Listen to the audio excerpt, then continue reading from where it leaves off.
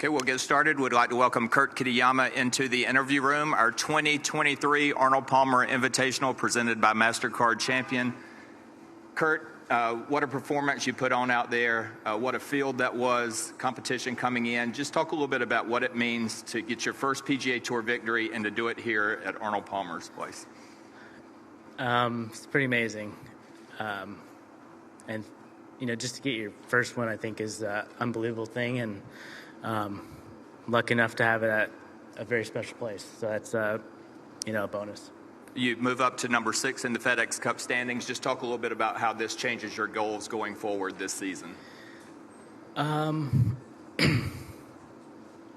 know, I'm not sure. I haven't really thought about it. I'm sure, you know, things are going to be different now, and worry about it tomorrow, I guess. All right. Let's go right into questions. Let's start with Ewan right here in the middle. Okay, we'll go Mark and then over to Ewan. Hey, Kurt over here. Congratulations. It's a pretty long walk from 9 green to 10 tee, you know, compared to the rest of the course. And I know you mentioned on TV you had a conversation with Tim about that. Can you expand on what you try to convey to him there, and maybe the role he played, and you know, and his response? Yeah, I mean, I was putting for triple, and I mean, I just told him I just wanted to let him know how I felt still, and I still felt comfortable. I didn't feel out of place. It was just one bad swing, and he kind of backed me up. He said, he goes, I know you look fine, and you know, that helped. All right, let's go Ewan right here, and then to Bob. Kurt, congratulations. You Thank beat you. some really big names to win this. Rory McIlroy, Scotty Scheffler, Jordan Spieth. Are you aware of that when you're going down the stretch? Does that add pressure to you, or could you stay in your own world and focus on your own game? You know, I mean, going into the day, you know who's near the top, and you just pay attention the whole day, and you can't ignore it.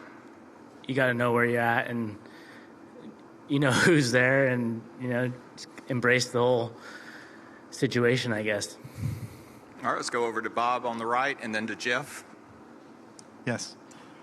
I guess it's only been a few weeks with Tim. Can you say how that relationship came about and how much of an impact he might have had for you this week? Yeah, he used to caddy up at Bandon with my brother, and that's kind of how that relationship started. And you know, when I happened to make a change and I was going to give him a call, my brother helped kind of relay that message, and you know, he wasn't working at the time for anyone, and that's how it worked out. All right, Jeff. Kurt, there was a leaderboard today packed with a lot of great names, great players. What do you feel separated you this week from that pack? I'm not sure, really. I think just, you know, a little bit of luck kind of finally went my way, and you know, when it's that close at the top, that's what you need. And you know, anyone, I probably could have won it, and luckily it just happened to be me. In a follow, at college you were nicknamed the Project. What did you think of that, and how far were you at that time from a day like this? Really far. Yeah, when I got into school, I was struggling, and but the guys at the course saw me every day, grinding, just working hard, and that's kind of why they nicknamed me that. All right, let's go Doug, and then we'll go Brentley and Edgar. First of all, could you go through the shot on 17? What club you hit there? 6 iron. Good We were shot. trying to play left of that pin, actually, and I mean, I just ripped it, and it started leaking a little right, but I hit it good enough to cover, and it was perfect. Kurt, what are you doing now better, I guess, that you weren't doing 2, 3, 4 years ago? Not all the way back to the project days, but Right. I would like to say my iron game has, you know, jumped a level, and then my short game has seen a big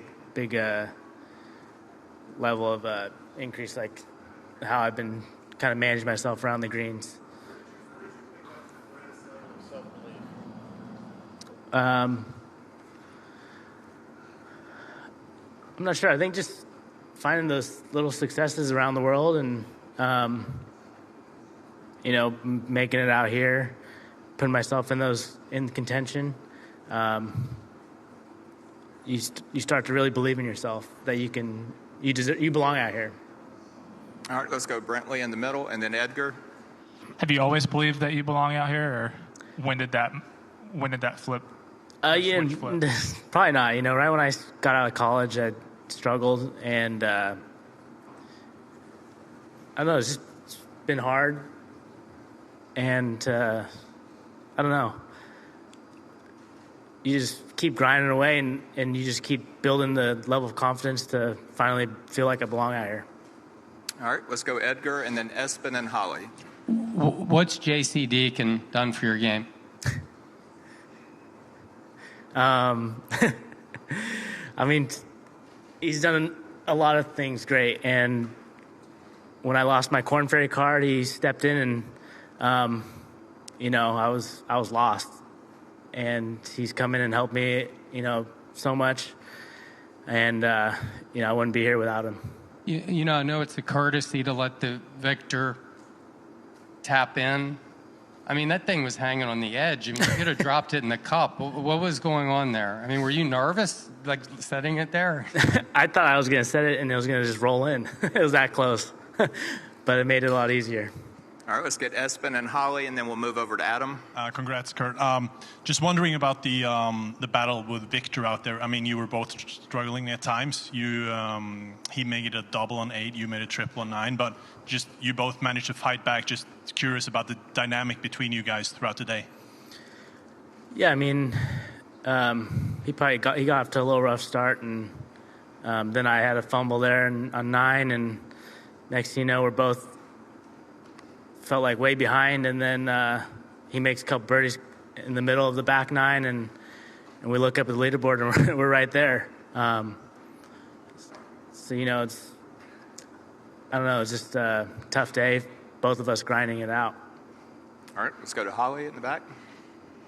Kurt, Paul Azinger called you a junkyard dog waiting for a bone after you made that putt on 17. I'd say you now are a pedigree, having beaten such a stacked field.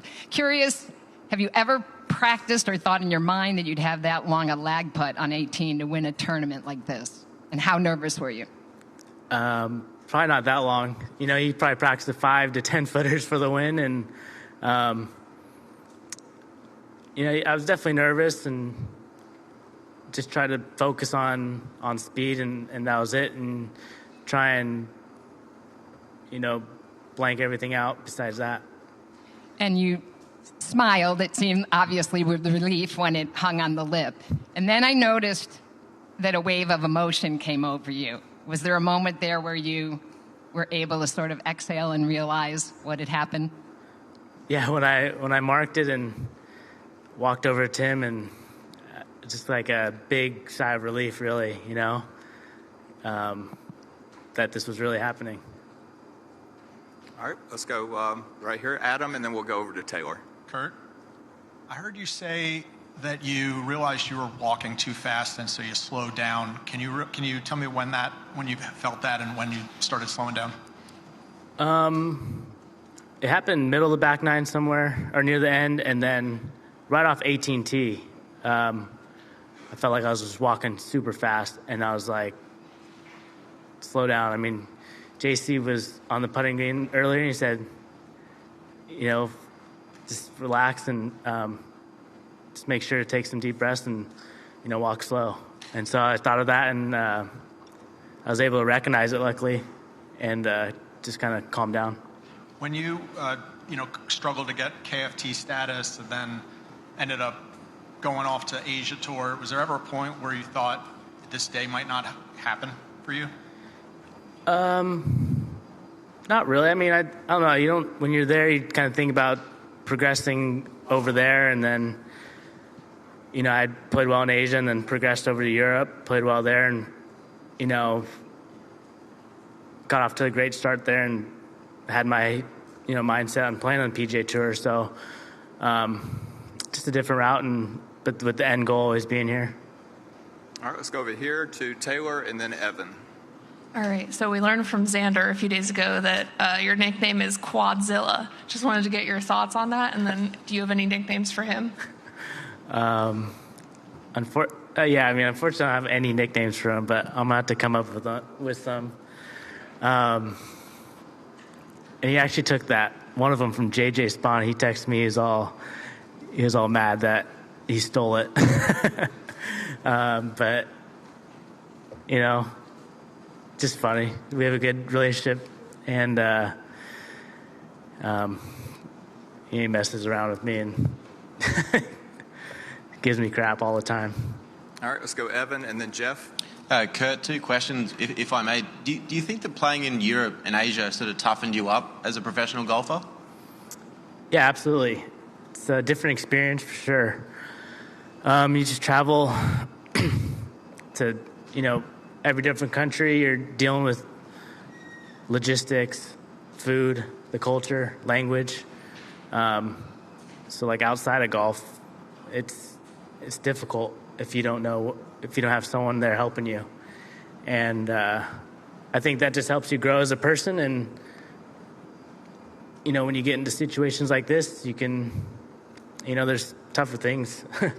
Was there a moment that was particularly tough, like some country where you were really lonely in a hotel, or somewhere where you just thought, like, I really need to get myself back to playing in the United States? Not really, but that you're over there for a reason to try and keep getting better, and that was just part of it. And you just mentioned that sort of resilience, did that help today when you saw those names on the leaderboard? Yeah, definitely. I mean, you're in an uncomfortable situation, and whether it's on the golf course or off, just got to deal with it. All right, we'll take a few more. Let's go Jeff and then up to Doug. Kurt, I had 2 for you. This win gets you back at the Open Championship this year at Royal Hoylake. As a guy who's a world player, what was that experience like for you last year, and what does that mean to you? Yeah, I mean, last year was special with the being at St. Andrews. The Open Championship is a really cool experience. Haven't done well, but just gotta keep trying to get myself back in it, and just kind of keep getting better. And I don't know. And secondly, as a guy who was knocking on the door trying to get that first win, what's the very best part of having that trophy next to you? Just having the trophy here, that's the best part. Just, I don't know, it just feels amazing to finally win. All right, let's go to Doug. Couple things, Kurt. Is this your first time wearing a cardigan? Yeah, I think so. Okay. You go to number 19 in the world. Does that surprise you, or do you feel like it? I don't know. It's pretty special to be in the top 20 for sure. A milestone was top 50, and then to jump up that much, it's pretty cool. And then do you know how many tours you've played on? Korn Ferry? I've heard like around 10 or so. You know what they are? It'd be, I could probably name off most of them. Do you want to give it a shot? Sure. Canada, Korn Ferry, PGA. Europe, Sunshine. Asian Tour. ADT. Japan. Korea. China. Probably the India one too, I'm guessing. You did a PGA India? Well, I don't know. I don't think if that counts towards the Indian Open or something. But, yeah. And China? Oh, yeah, China. Forgot about that one. You all done? I think that's it. Do you remember who you beat for your first professional victory? John Catlin. That's good. Yeah. Trivia time over. I'm done. All right, we'll take the last one right here with Adam. Well, I have one, but just to follow up on that, what was the tournament you beat John Catlin? What's that? What was the tournament you beat John Catlin? Asian Development Tour. in Malaysia. I forget what city it was, but yeah, I remember we had a pretty good battle. Okay, and then it seemed like you were poised to get your first win just last month at AT&T Pebble Beach. What was the level of disappointment that you struggled on the weekend? Yeah, that one was very disappointing. I felt like I was comfortable enough in that situation, and that things just didn't go my way early, and I was more probably mad than anything, and it just happens. Try not to think about it too much. Okay, well, how do you get mad? Punch a wall or? No.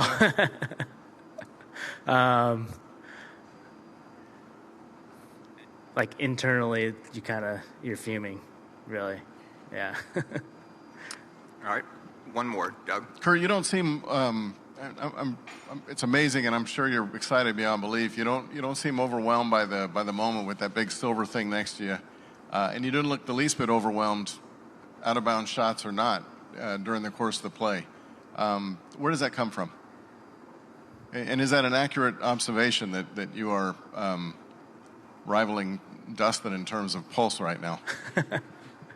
No, I mean the pulse is going pretty good still, but just from what I've learned in the past few years and being in these situations, been able to, I think, control how I feel a lot better, especially when it's coming down 18 like that, or hitting a T-ball out of bounds. You got to let it go. And, I mean, on 9 today, I felt like I did a really good job doing that. What's that? Yeah, definitely felt it a little bit, but definitely not as much as like Honda or the Scottish. Those first few that I finished high up, definitely more comfortable today. All right, Kurt, we appreciate your time and congratulations once again. Thank you.